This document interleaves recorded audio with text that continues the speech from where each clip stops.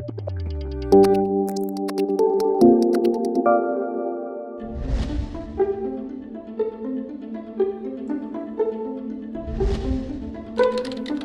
е една од најчестите болести на денешницата. Важи за тивокубиец на човештвото.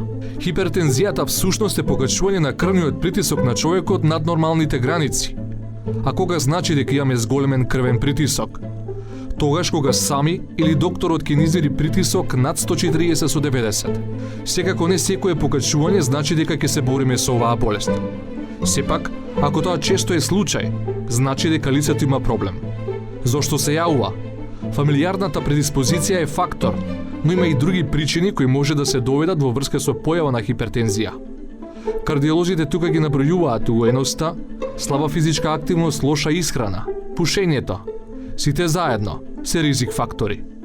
Се разбира, притисокот може да се покачи и поради други болести од кои страдаме. Хормонски нарушувања, бубрежни болести или некои тумори. Секој пациент кој што редовно се контролира и благовремено приоѓа кон докторот и ги почитува неговите препораки, може да смета дека ќе доживее длабока и квалитетна старост од аспект на неговото кардиоваскуларно здравје. Се намалува инциденцата од мозочен и срцев удар за двоцифрени проценти. Хипертензијата е еден од основните ризик фактори за појава на срцев удар или мозочен инфаркт. Поради висок степен на стрес, се повеќе е присутна и кај младата популација.